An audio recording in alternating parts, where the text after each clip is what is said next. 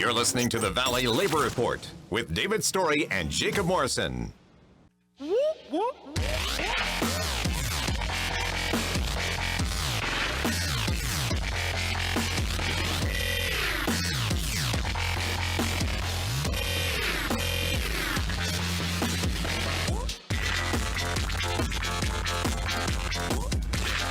Good morning, folks. This is the Valley Labor Report. You are tuning into the last segment. My name is Jacob Morrison.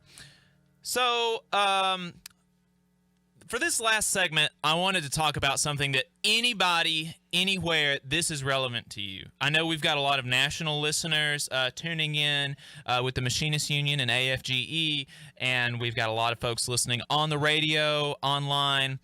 This is something that I believe this is something that everybody can take to heart. I have gotten multiple people asking me, what are the responsibilities of the employer when an employee tests positive for the coronavirus? Are they mandated to close for 2 weeks? Are they mandated to have everyone tested? Are they mandated to give the person time off? Are they mandated to wait until everybody has been tested and their results come back? You know, because they wouldn't be supplying the testing. The tests are free, as far as I know. But, folks, as far as I can tell, the answers are no, no, no, and no.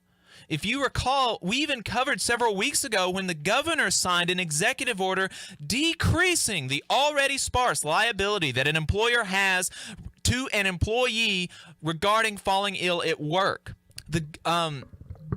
And there's a law that was sponsored by State Senator Arthur Orr that is going to do the same thing, and even more, going through the Alabama Senate. The government, especially the Alabama government, is not riding in on a white horse to save you.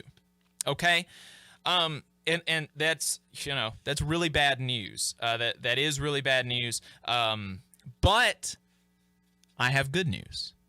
Okay, like the gospel, there's bad news, there's the bad news of sin, but then there's the good news of Jesus. Okay, so here we've got the bad news that the employer is not obligated to do anything for you. Your boss isn't obligated to care about you, okay, by the government. But here's the good news. The good news is that you and your fellow workers can do something. Organizing is your best hope in this situation to make your workplace safer. And though the government won't make your employer pay you for leave or close until tests can be done, your organizing and potentially striking over unsafe working conditions is absolutely protected by labor law. I have a book here called Labor Law for the Rank and Filer. I would really recommend it. It is a short read. It is accessible. Like, by accessible, I mean the language is easy to read. If you have concerns about your workplace and you're wondering, where am I protected? What can I do? You need to read Labor Law for the Rank and Filer. It's a really good just synopsis of the rights that you have under the National Labor Relations Act. But I'm gonna quote from it here a little bit. Quote, second only to the right to equal treatment, the right to refuse unsafe work may be the right best protected by labor law. To begin with, Section 502 of the National Labor Relations Act, which the Taft-Hartley Act did not change, states that the quitting of labor by an employee or employees in good faith because of abnormally dangerous working conditions shall not be considered a strike under this act. Thus, a work stoppage over health and safety is not necessarily prohibited by a contractual no-strike clause. Workers that strike in a reasonable and good faith belief that their working conditions are abnormally dangerous may not be lawfully replaced. Now, there's a question about whether or not the Trump National Labor Relations Board would be on your side if you get fired or permanently replaced for striking over unsafe working conditions, but it is the best hope that you have, okay? And I would not recommend.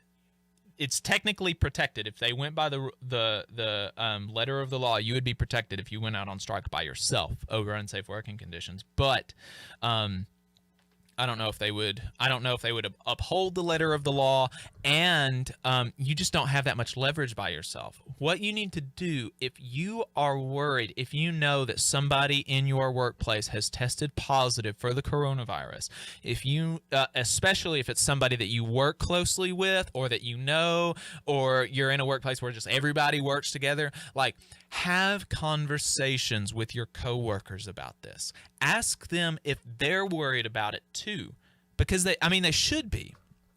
And I'm not saying that, like, you don't have to demand that your boss close for 2 weeks. I would even, like, that's just not necessary. But I think it's reasonable, especially if you work in close quarters.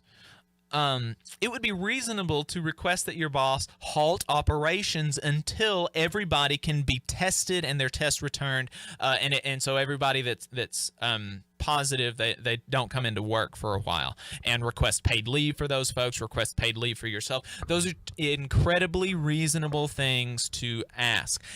And organizing is the best hope that you have in this situation. If you don't know how to have these conversations, reach out to us. You can email organize@hsviww.org. And the IWW in Huntsville will help you with these things. They'll help, like, walk you through, like, how should I be talking to my coworkers about this? How should I gauge how upset they are about things like this? And the IWW in Huntsville can help you kind of walk through maybe a game plan of escalating tactics and stuff like this. But that's going to be your best hope. Relying on yourself and your fellow workers to demand that you be given a safe working environment. That's going to be the only thing. That's going to be the best thing that is going to protect you. Okay. And that's what David and I preach every week. You and your fellow workers, your brothers and sisters, are your best hope. That's the way that change is going to happen. That's the way that you're going to have safe working conditions. That's the way that you're going to get better wages. That's the way that you're going to get paid leave. That's the way that you're going to get retirement. Anything. That is the way that it's going to happen. So I would encourage you to do that. I would encourage you to consider that. And like I said, if you've got questions, you can email, you can message the page, tweet us or something, or email the Huntsville IWW at organize@hsviww.org.